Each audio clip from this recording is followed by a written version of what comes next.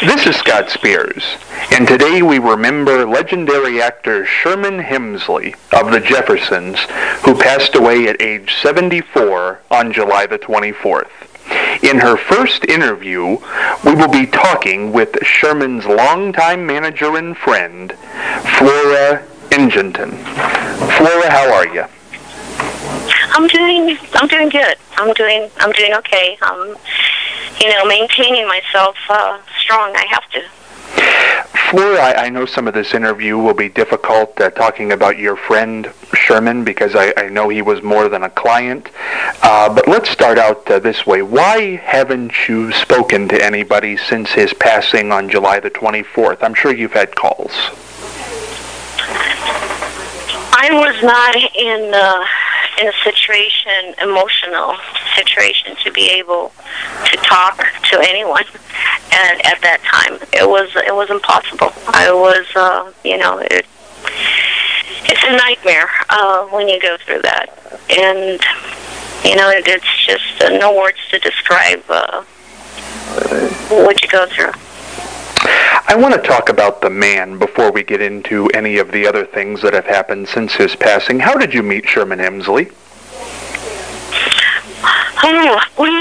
We met around 20 years ago or so, and it was kind of a business thing. I have a daughter that Sherman was in love with her voice, and him and Kenneth were very interested in her and in managing her, and that's how we met. What kind of guy was he off camera? We all think of him as George Jefferson. What was he like? What was Sherman Hemsley like? Sherman Hemsley, if I would describe Sherman Hemsley, if you could describe the word love and the meaning of love, that's how I would describe Sherman. How did your relationship go from he and his manager wanting to represent your daughter to you being his manager? Well, we became close friends, the three of us, and they saw a lot of potential as far as my ability in business, and I don't know, they liked my personality, I guess, and the ability to actually do business and negotiate the business and, get them quite great deals. And that's basically how it was. Had you ever done anything like that before? As far as that, well, in, business, no, not in the entertainment business, no. But, business is business. Every business is basically, it's really the same. It's just how you handle yourself and how you handle the business, and when, how your ability to talk to people and the way you see the business. So it's basically the same, I would say. Any business is the same. It's just all up to you. When you met Sherman, you had to have been aware of him from the Jeffersons. What was it like meeting him? The first time I met Sherman? Is that what you're asking? I'm sorry. Yes. How was it to meet Sherman? I'll be very honest with you, and I'm not going to lie. I've really never been so much in the entertainment business, or interested for that matter. So I wasn't impressed, I admire the fact that he was this actor that I saw not quite a lot because I've never been too much into television or that world whatsoever. So when I met him, most than anything was the fact that just him. He was just so simple and a beautiful person. You could just feel the humbleness and the simplicity of a human being, and that's what it attracted me very much so. How good an actor was he? I'm sorry? How good of an actor was he, in your opinion? In my opinion, as far as an actor, I think he was extraordinary. He was literally born with the ability. And like I've always told him, he had that gift. He was born with that gift. He was very real, and it just came very natural to him. What role do you think Sherman would have been most proud of? What role would Sherman would have been most proud of? I don't see him having any specific role, but truthfully, if I would have to choose one, I would say playing fire when he was a little boy, because that was his very first one. He liked, he liked innocence and the beauty of children, and and it's just when there's just so real and haven't been untouched with from the world and the pain and the destruction of everything that goes on in the world. When you're young and you're so little and you're so innocent. And I think I would say that. I mean, he always would love to tell that story. So I would say that was the one, definitely, that he was the most proud of. Flora, when was the last time Sherman worked? What was the last piece he did? The last one that he did was when we were in San Antonio.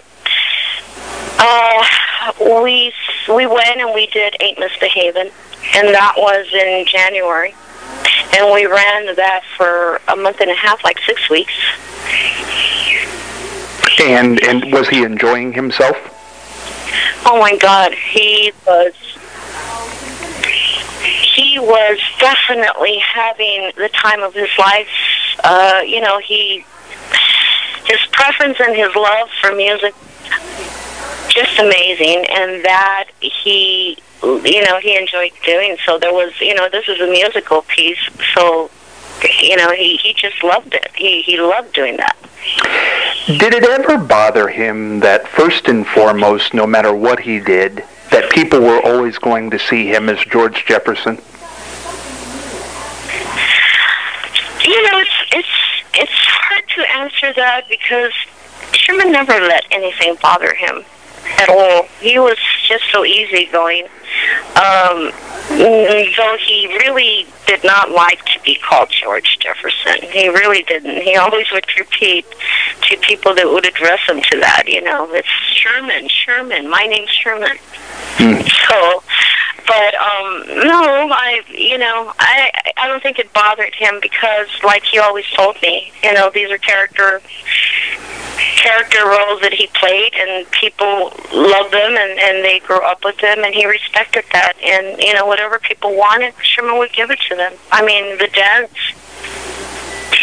as you know, is very important to them, and they always wanted him to, do that dance, Sherms. And, Sherman always did. Sherms always did that dance for anyone and everyone. Flora, this is kind of the part that nobody's really talked about yet. He was performing in January and left us in July. It seemed like such a shock to us all. What happened? Could you kind of take us through what happened after Ain't Misbehavin' up until the time of his death? Okay, see, after Ain't Misbehavin', we were dealing with the situation because, I was doing business, we were doing business, and we had our other business partner, Kenneth, with us, which had, he suffered a stroke some years ago.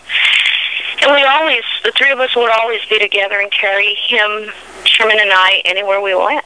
It was always the three, and we never ever would leave him. And so we were dealing with Kenneth, and I had a situation with my mother, which my mother was very ill at the time, so I had left her with my sister when we left to do Ain't Misbehavin'. Like about 6-7 days later, she had a stroke. So in between, luckily, I had a couple of days where we were not doing anything in the play, and so I took that, flew over to El Paso, made arrangements for my mother to be taken care of, then flew out there back to San Antonio after those 2 days after I was done, and we were there, and so at that time I had to be in between doing the business and taking care of what was going on over there with my mother and taking care of Kenneth. And the thing is that, a couple of weeks down the line, and it kept moving where my mother she got more ill. And she developed pneumonia where she was, so she, I had to transfer her back to Sierra East, and by that time, time was, we were doing the show, and it was moving on, and so when we were done with the show, we flew back immediately. When we came back to El Paso, I went ahead and I took care of the guys, settled them, and then came in, just took an overnight overnight bag, and went to go live like about 3 weeks and a half in the hospital, trying to save my mom's life. So in between, I was in the hospital, and then I was with the guys back and forth. So, and Sherman was right by my side all the time, just supporting the fact that, going through the whole ordeal with my mother, that she was going to be okay, and that she was. They finally they went ahead and did a procedure on her where they opened her valve, and she was not a candidate for open heart surgery, and she was in a situation that if I took her home, she would die, and if I went and did that procedure, she was going to die. So it was very difficult to make that decision when there is really, they're not giving you any, death is the only outcome they give you. So I remember Sherman calling one of the times when I was with her at the hospital, and he said, Flora, he says, you know what? He says, go for it. He says, Sherman was a very spiritual person, very spiritual. And he had this ability where, he was so spiritual, he would just meditate and feel things and knew what was the right thing to do. So, he called, he told me, go ahead and, say yes, and which I did, talked to the doctor and accepted the procedure. And the funny thing is that, when they did the procedure, the doctor would have settled to go ahead and open just a 15%, 20% of the valve for her to be able to live. The funny thing was that, they went ahead and opened the valve to 100%, and that was unheard of. Never. It was like a miracle. When my mother came out of, of the procedure, she was like she was like a fish that was put back in water, and she was breathing, and Sherman was so excited. I was so excited. So anyway, so the thing was that she was able to leave from the hospital, so then, the thing, became, again, the same routine with the guys, and, just he loved music. We were planning on doing projects, a few different variety of projects, and we were working on them. Both Sherman and I, and with Kenny, and that's basically what we did, back to normality and trying to adjust everybody, and continue trying to make everything as normal as possible at that time. And Sherman, he loved the music, so basically that was, we were structuring, because we wanted to do the Ain't Misbehavin', and we wanted to take that on tour, and practicing some more on that, and other things that we had structured. Sherman wanted to do this thing where he was very, very set on, and it seemed, to some extent that it was so important to him that he wanted to go ahead and do the Our Father in segments. where he would use in his voice, and he had a very unique, distinguished voice that was just so powerful. And he wanted to do the Our Father and explain the meaning of each, segment, and that was very important to him. We were working on that, and anything that had to do with spiritual beauty, and again, I repeat myself, music. Sherman's love was the biggest thing was music. Even more so than even more so than that was his first love, even more than acting or anything to that matter. It was literally music. What was his love? Flora, it's interesting. He left us on July the 24th, and recently, matter of fact, right before we taped this interview, TMZ has released that Sherman died from lung cancer. Up until this point, it had been reported that he died from natural causes at age 74. They have said on their website that they have obtained a post-mortem report somehow, and that according to the report, Sherman had been advised to get chemo and radiation therapy before he succumbed to the illness. Flora, I know you just saw this minutes ago. First and foremost, is the information accurate? The information is accurate. It definitely is, but what blows my mind, and I'm very distraught, is the fact that I have not even signed the paperwork, we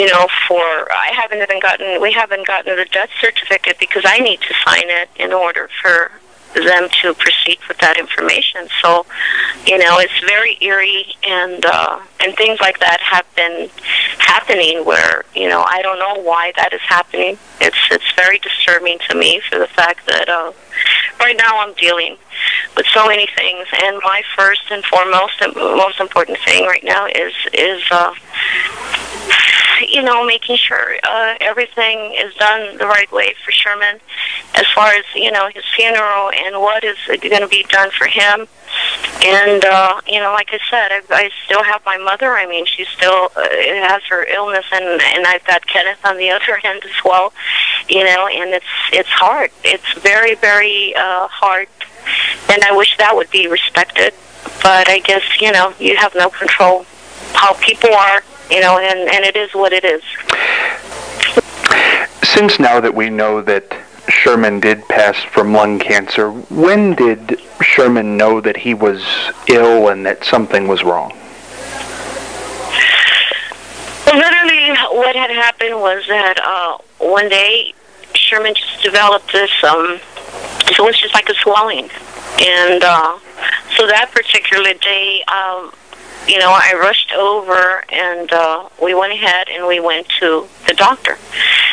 It was already closing time, and from that moment we did not get there in time to see the doctor. So I told him, no, let's go to the hospital, because it was, it was somewhat swollen. It was, his face was swollen. He never wanted to go to the doctors. He just did not like doctors, period. And as a matter of fact, that would, upset him very much. And so he did not want to go, and literally I had to, tell him no, convince him. I said, they're not going to do anything. They're just going to check you out because we don't know if there's an allergy or something, Sherms. I said, we're just going to go in, and it's nothing. I said, it's just, they'll give you medicine or whatnot. So we drove to the hospital, and when we got to the hospital, as we were driving, we went to the hospital. We got there. As we went into emergency, I took him into emergency. And as we went in there, the first thing is, the nurse came out and whatnot, and they wanted to go ahead and take some blood tests. As a matter of fact, Sherman did not want any blood tests. And he says, no, you guys are going to, you people start right away with your blood. And, I mean, he really did not, he just never did like doctors. And so I just remember that I looked at the nurse, and I just kind of, made a sign for her to just don't do the blood test right now. And I told her, well, just get the doctor, so, you know, if you could see him, please. And when he did, when the doctor came in, and he started asking questions, and he asked, certain medical questions, if he felt this, if he felt that, and whatnot. And then the doctor said that he checked them, and he said, well, we're going to have to take a variety of tests. And at that time, also, again, Sherman was upset, and that's the time that I told him, I'm like, Sherman, they need to make it's nothing bad, nothing's going to be wrong. You know, they just need this, because if they need to find out, you know, it's probably just, again, something simple. I said, it's no big deal. And so they did. They went in, drew blood, and then followed with some other tests. They did some x-rays and some other stuff. And so when the nurse came in, with the results of the blood test, and she said they looked beautiful. At that moment, Sherman and I got really excited. And we were, even laughing, and I'm like, see, you're spoiled, and he's laughing, and we're just joking around. And it just felt good, relieved. And right after that, I went, I told him I was going to go outside for a second. I went out. A few minutes, came back, and I see the doctor kind of leaning on top over him and telling him something. And I just see Sherman's face was, he was looking at him, and he was upset. He was surprised. He was, I don't know what, but he seemed something was going on, and I just remember him telling him, listen, don't tell me anymore. Don't tell me. Tell Flora. Talk to Flora and tell her I don't want to hear anymore. And then at that moment, I'm like, what is going on? What's wrong? What's happening here? And the doctor's still in the room where Sherman was. Then that's when he told me. He says, I'm sorry. I'm explaining to him he has a mass, and it's huge, and it's in the lung. It's covering his lung. And I told him, I said, let's go outside. I said, let's go out. Took him out of the room. And at that moment, though, it was hard for me, because I needed a few seconds to compose myself with the news. Just remember standing there, and just remember seeing, and it's tough, it's tough to take. I don't know. Anyway, we went outside, and I talked to him, and he showed me the x-rays. And when I saw the x-rays, the right lung, as opposed to the other lung on the left lung, it was totally, you could see that the right lung, it seemed like it was dark, and there was nothing there on that side. At that moment, you just feel like you're in a dream, like you can't grasp, the situation. It's tough. It's hard. Flora, when was this trip to the hospital? Do you remember what month it was? I don't right now at this moment. I would say probably like the last of May or the beginnings of June. Oh, at that time. That shorter time ago. Wow. Yeah. It was something. Yes. Had Sherman ever been ill before that? Never in his life. Sherman was the most healthiest person alive. Never. I remember, I would say 3 years ago. 3 years ago, Sherman started what you would call, there's a book, as a matter of fact, it's called the Mucilus Diet. And it's a diet where it's based on, all healthy, just nothing but, it's a very strict diet. And he got himself, and Sherman had a way about him that whatever Sherman did, he did totally, I can't explain it. I mean, he did it to the max. I mean, he was just so dedicated. He never stopped until he accomplished what his goals were. So he took that diet very seriously, and he lost weight. I remember he was always after me with that he would tell me, Flora, I'm telling you, you got to start this diet because, the mind, it just feels so, it cleanses everything, and you just feel, so good and so clear-minded and this, and and I'll tell you, because honestly, it was amazing to look at him, looking the way, because it was like, he didn't even look like 20, like if he took 20 years from him. I mean, he looked good, and he felt good. So that was Sherman, his ability of, as a matter of fact, at that time, we went ahead and did this, we did this thing with Tyler Perry, one of the episodes. And as a matter of fact, one of the producers, Reuben Canyon, which actually also was one of the producers back in Amen, he asked me, he says, what have you guys been doing with Sherman? Seems like you put him on a time capsule. I mean, he looks so young, so good. And basically that's actually what he had been doing, and that was his ways. Flora, had Sherman ever smoked, or was there any lung cancer in his family? Was there any cause for this? As far as smoking, I know that Sherman used to be a smoker at a very young age, and I do know that he had stopped smoking, and I would say 25 years ago. Yes. When he was diagnosed there in late May and early June, did the doctors think there was anything that could be done to fix this or help this? No, that right there was the worst nightmare of all, because of the fact that from the very beginning, the first thing that was done to Sherman, because the swelling, actually, the reason for the swelling was because of, it's what you call the vena cava syndrome, where there's an artery, okay, the tumor is growing, and it's literally oppressing that vein, and that's stopping right there. That's causing kind of like the blood flow, which actually was causing the swelling in his face and his neck.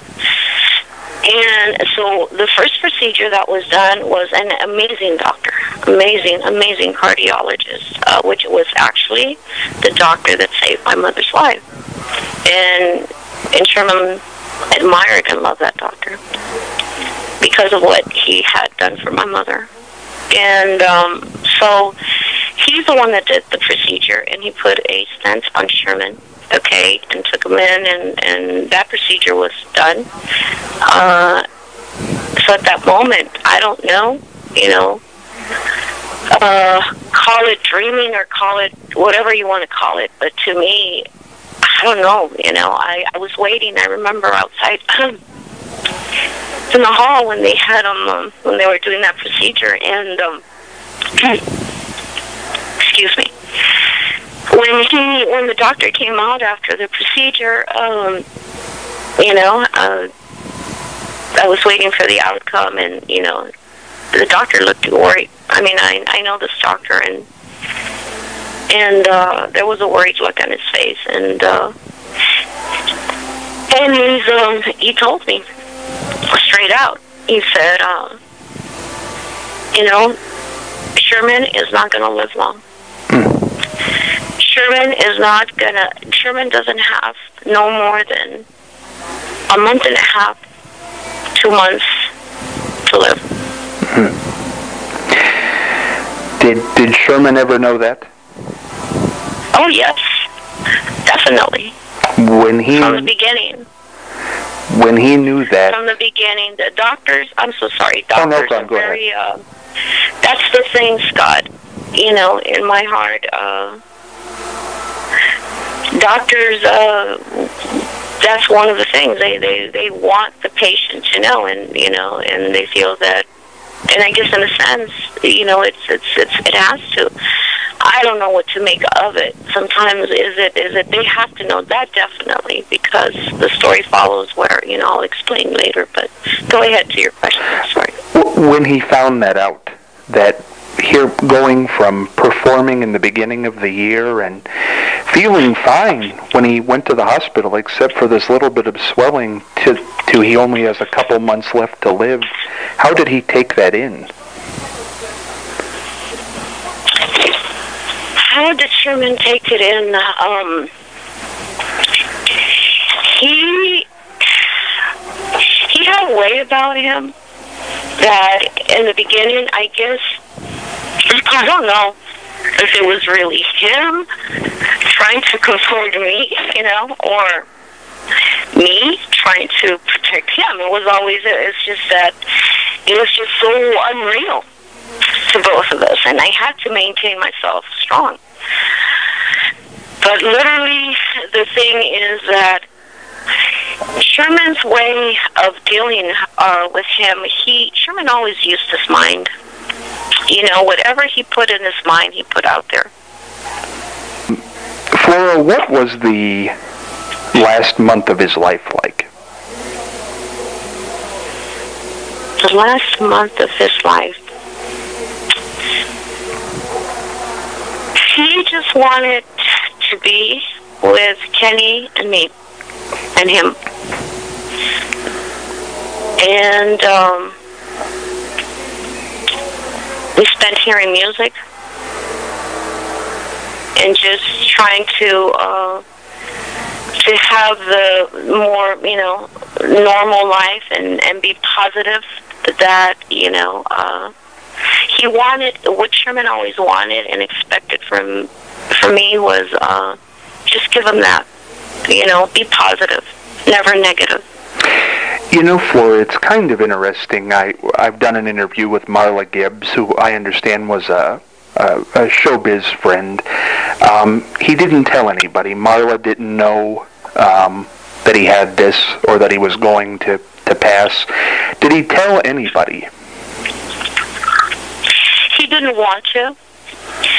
He didn't want to tell anybody for the fact that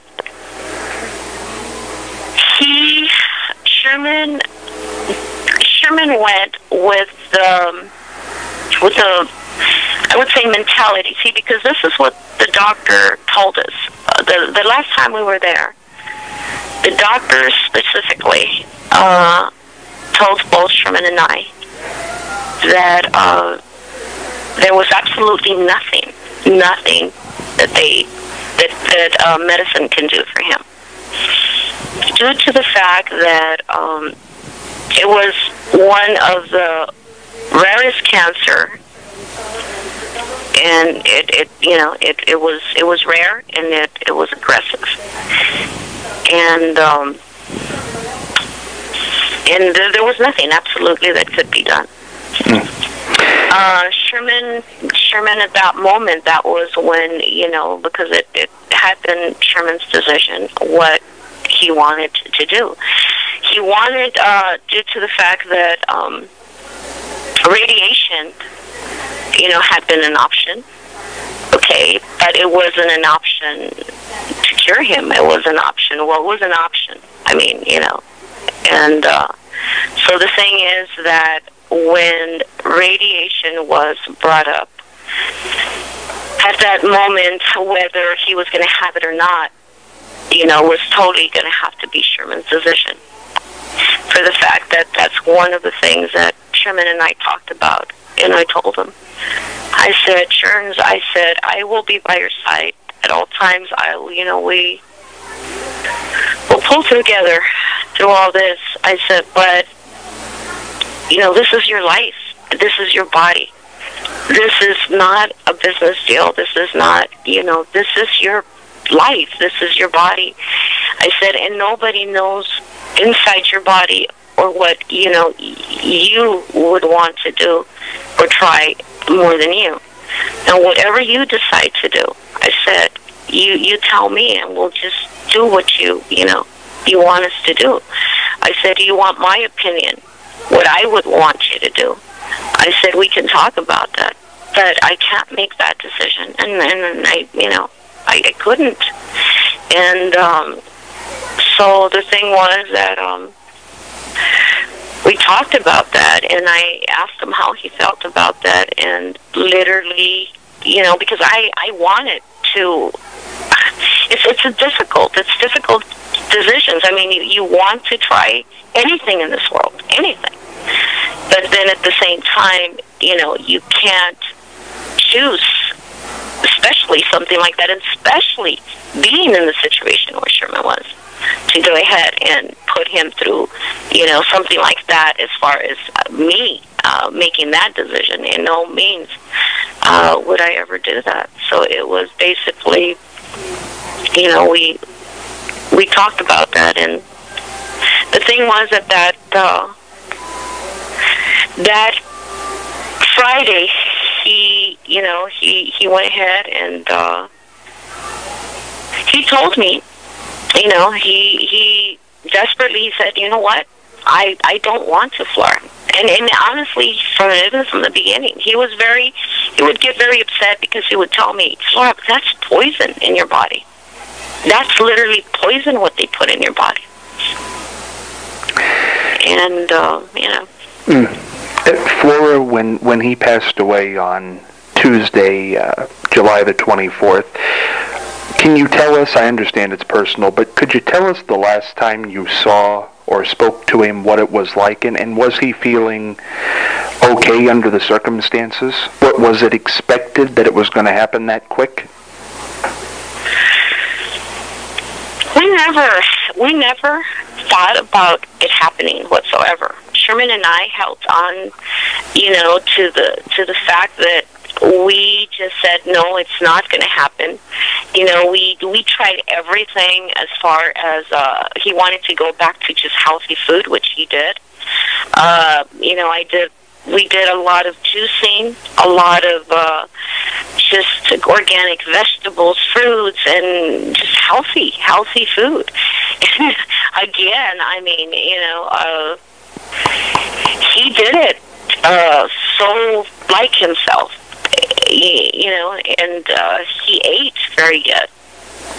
And something funny about Sherman, and he would tell me, and this he would tell me, he would tell me, Flora, what if I have cancer? If I have cancer, why don't I feel like I have cancer? Why don't I feel sick?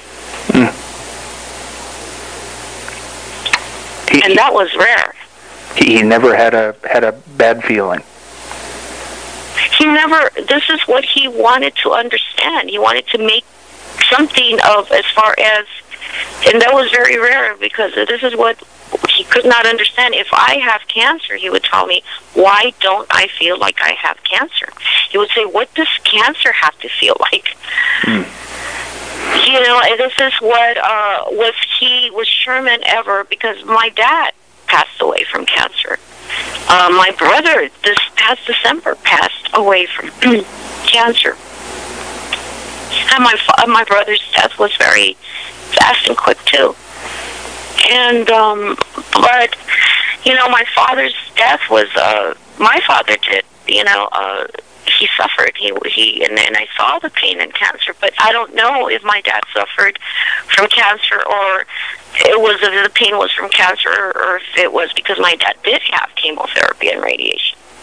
And I saw him through that year, wasting away, and the way he died. But so, I can't say that literally Sherman did, go through the same thing my father did. Never. He enjoyed his music.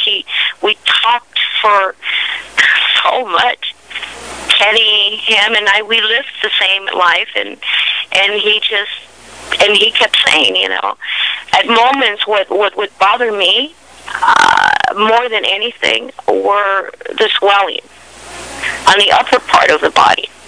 But then we would go ahead and, I had taken him to the primary doctor, and also the primary doctor had talked to him. Again, and I remember he gave him medication, and Sherman told him, and he says, I don't want any radiation. I don't want any chemotherapy. And, he gave him water pills. He gave him also some medication. And that's basically the water pills, and, would kind of help to bring the swelling down. And that was it. But this monster, whatever it is, and it's just it's very hard to describe. You could see it. To me, it was just mostly the swelling. The swelling really was what would bother. The only thing more that would bother him. Other than that, it was Sherman. What he was doing, literally. I mean, he sang. He would practice his opera exercises, and sometimes, I guess, was I dreaming? I just didn't even think about it. I kept just making him happy the way he wanted, what he wanted. I just did everything that he wanted. There were moments, especially on the swallowing, where I'd get frustrated, and from the very beginning. I told him I had done research. MDM Anderson, some other maybe natural clinics where he might, had nothing to do with radiation or something that maybe he would try. And quite many times I brought it up. But I had to bring it up in a soft manner where I wouldn't, frustrate him, because he just didn't want to, and I would tell him, I'd say, Sherman, why don't we just go ahead? Let's try MDM, MD Anderson. Let's try to see, just so they can see you, something. But he would just say, no, Flora. He says, I feel good, and this is gonna work, Flora. I know what I'm telling you. This is okay, Flora. We're gonna be okay. And that's how it was. When was the last time you saw or spoke to Sherman, and what was the tenor of that conversation? Well, the night that he died was the night that, it was the same routine. Prior to that, in the evening, was just doing the same routine. Doing everything that, basically would do. Just get everything, give the guys, take care of them as far as Kenny, change him and feed him and whatnot, and make sure Sherman too as well, that he ate, and and we just hung around, and, and it was just an everyday evening, really, basically. And that day, there was something, though, that day. Something was just different. After he passed, I look back at that day, and it was just different. That day was different because of the fact that earlier that evening, when I was there, I had my mother there with him. But that was earlier during the day, like maybe 12 in the afternoon or 11, I don't know. But I had been there, taking care of things, and I had my mother sitting down there, and my mother loved him. He loved my mother, and also Kenny. And she was there with him, and she was holding Kenny's hand. I remember seeing him, and that was my mother while I was doing all the things I had to do. And Sherman had come out of the room, and he was happy to see her, and he was hugging her and whatnot, and spent some time a little bit of time, and then he would go back to his room. And then when we were leaving, when I was leaving to take my mother back, as we were leaving, Sherman said something that was to me, it was kind of awkward, because he said, Flora, he says, I'm glad Emma came and you brought her today. He said, because she was able to bless this home. But, I'm always running and doing this, so I just, at that time, I just didn't take it as anything, really, And then, so I said, okay, Sherman, I'm going to go ahead, run, take my mother, and then be right back. And that's what I did. I was back later that evening, and again, that's when, we were spending that time, and again, doing all the things and running and whatnot. And he said something to me.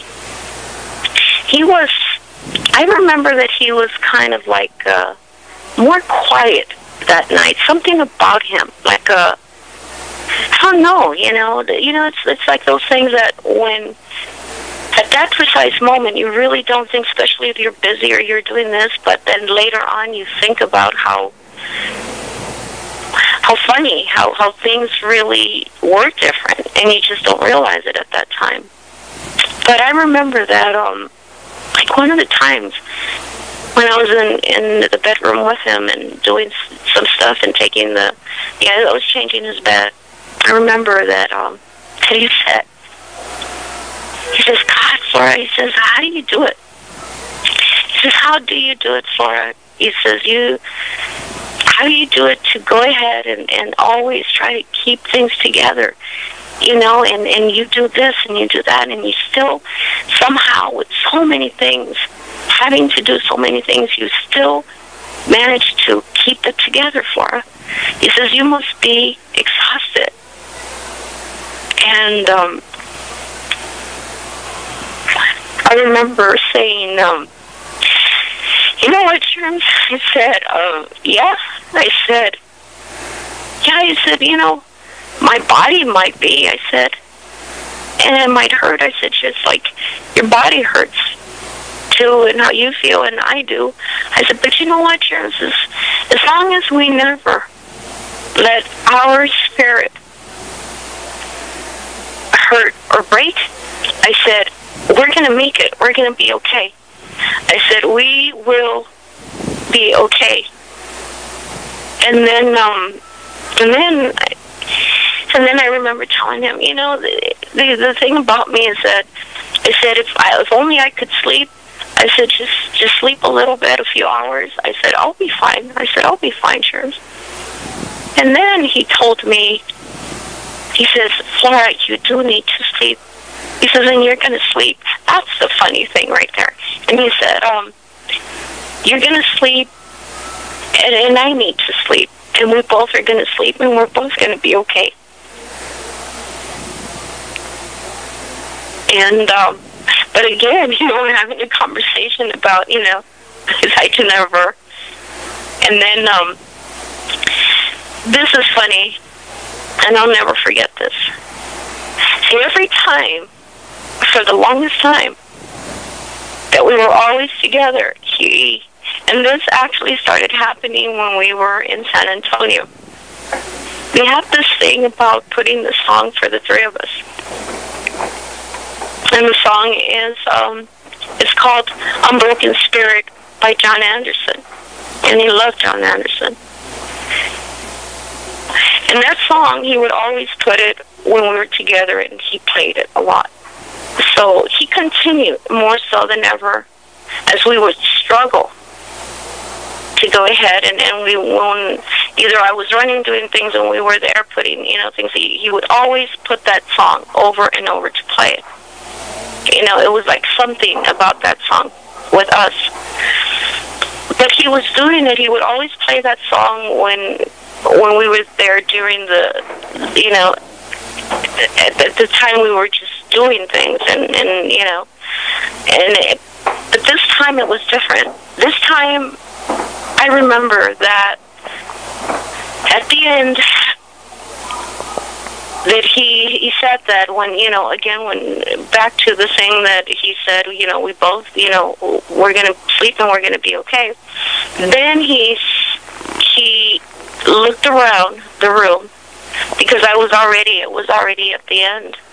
And then he looked around, and then he looked around, and he was looking at everything, and he said, okay, he says, okay, I have this there, and everything that I had would position everything exactly the way he wanted it. Is all his necessities. Okay, my water is there, and he kept looking at the room, thing by thing, and he just kind of took a look to this whole room, right? And I'm standing there, and he looks around, and he says, okay, everything is in position. He says everything is good. And he turned around, and then he opened his arms, and then I opened my arms, and he just hugged me, and I hugged him. And I said, okay, Sherman, I said, I'm going to leave. And at that precise moment when I said that, he hits the button and he plays the song. This time it was different, because it wasn't in the beginning like he always did it. This time was when I left, and he never ever had done that like that. Flora, there have been several claims in the tabloids since Sherman passed that have been unfortunate, but I think we should address, because sometimes the tabloids certainly are not accurate, and internet rumors also regarding Sherman. One of the rumors was that the reason he lived in El Paso was because he was taking care of his former manager who had a stroke. Is that an accurate statement? That he was living in El Paso because he was taking care of his former manager? Yes. No, that's totally not true. He was not there because he was taking care of his former manager.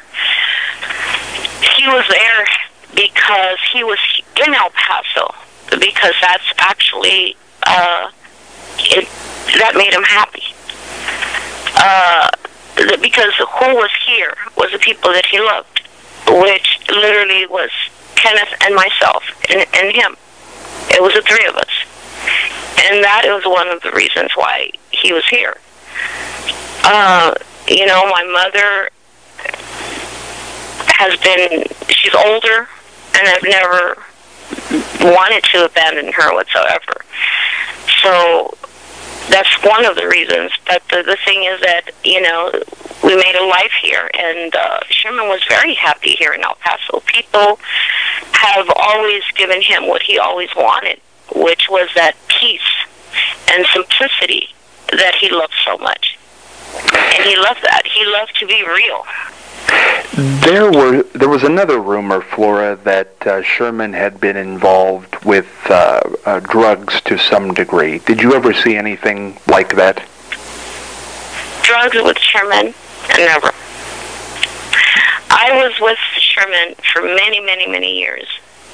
And this drug thing that they always keep saying, no. I never saw that. Whatsoever. The other two that they have said are probably the most prominent. The one that has followed him for a lot of years was that he was broke, that he was in financial ruin, that he had declared bankruptcy, I believe, in 1999 or 2000. Was there any truth to that? Did he declare bankruptcy? Yes, he did declare bankruptcy. But as far as broke, no, Sherman was broke in the sense of how, because for Sherman, broke would mean somebody that, if you're talking monetary things, that to be more specific, I think, to me, Sherman was never broke because Sherman had all the money in the world that really meant to him, not in a monetary way, But to him, it was just all about love. And in that matter, no. I would never say that Sherman was broke. Sherman was, the wealthiest man alive because he had love. And that is, that's the most important thing to him and to us. After he did declare bankruptcy, he worked. I mean, he did other things. Was he financially okay at the end? Financially, if we're talking into financially, I mean, we were fine. I mean, we were fine. It wasn't like, my God, we lived, financially, as far as having, if we're talking about having a mansion in Beverly Hills, he was not interested in that, or having a mansion here. That wasn't Sherman. He was never into the bourgeois, of what makes people happy, or insecurities because they want to see themselves in a certain standard that they are, up there, and they want to be admired by everyone. Everybody, the first thing they want to know is, all about material things. What did he have? What did he drive? How much money did he have? The one thing Sherman hated was especially that. Because, the vanity, and it was so empty for him. And that's why we really see it. We've never been able to figure out that, to him, that's something that, we were very comfortable. Didn't lack for anything. It was okay. I mean, we had each other, and as long as we had each other, there were hard times, there were good times. But as long as we had each other, we didn't lack for anything. We didn't need, or we didn't want anything. Flora, there have also been rumors that he and co-star Isabel Sanford, who has also passed away in 2004, did not get along. Is there any truth to that? That is totally untrue. Sherman loved Isabel very, very, dearly. He loved her. That's totally untrue. And it's sad to hear things like that because especially, when somebody wants to make a story or a comment, as long as it's true, well, by all means, you want to go ahead and do it. But don't lie. Don't lie and don't hurt people like that, because, no, that's not true. Sherman loved Isabel, very much so.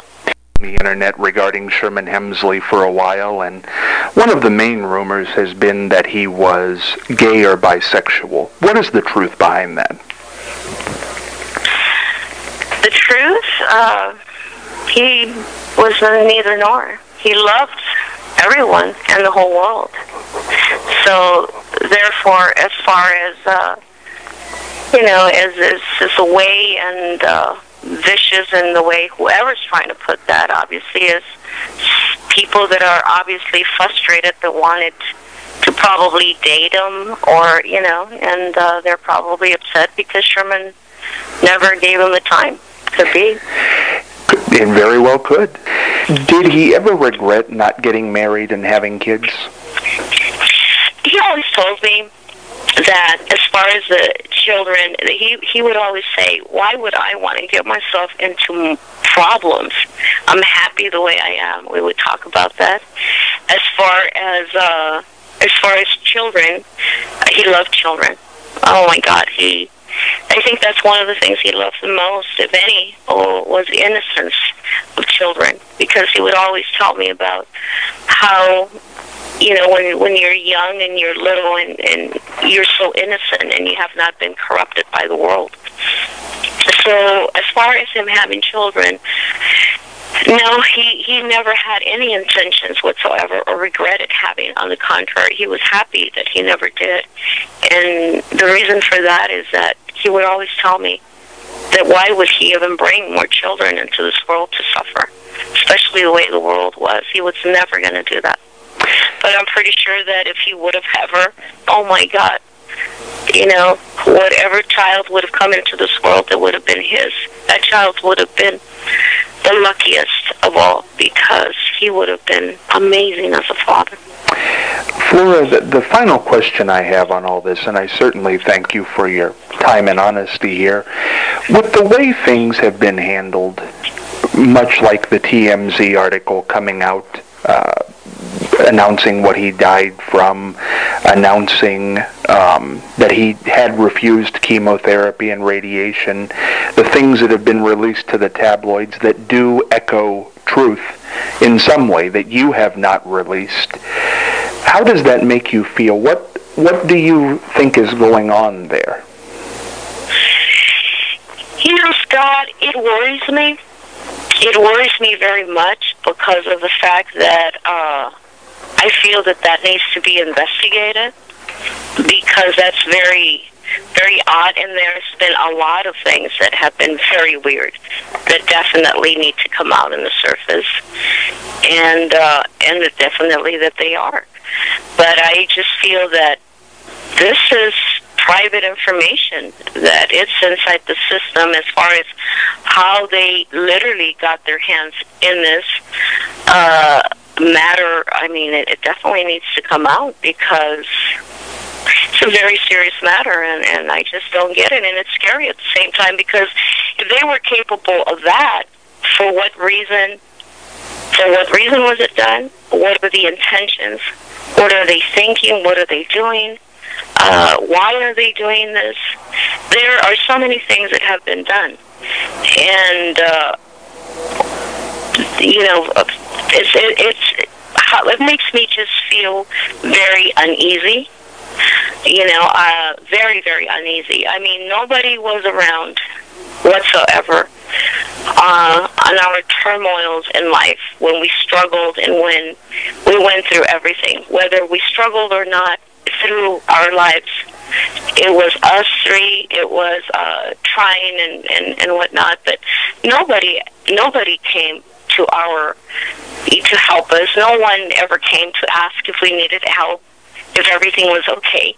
On the contrary, if anything, I think people were pretty upset. Some people, to the fact that they literally would see us as kind of weird, that we would carry Kenny everywhere we went, that we didn't care, that whether, no matter what anybody thought of us or what, I mean, this was love. This was a genuine love between the three of us. And if anything, I mean, you know, they criticized in a sense, because to them, I guess in their bourgeois world, it's like, oh my God, a man in a wheelchair, this and that, and we didn't care. Kenny was going to be with us, and is at this moment. He's right here next to me, and I continue and will continue helping him unconditionally, because regardless of what, that's exactly what we've always done, and the story has not ended, and it's not going to end until Sherman puts the ending to it.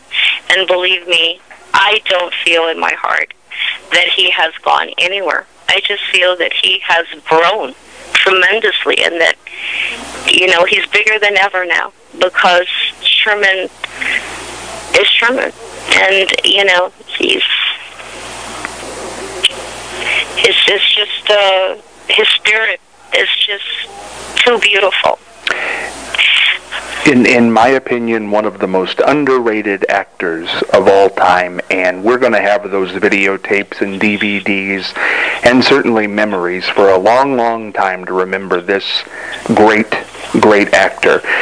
Flora, I can't thank you enough for joining me. I know this has been tremendously hard. I know you're not only his business associate, but a longtime friend, and I wish you nothing but the best. I thank you for coming on, and I think you served Sherman rather well over his lifetime. Thank you, Scott. Thank you so much. It's been a pleasure.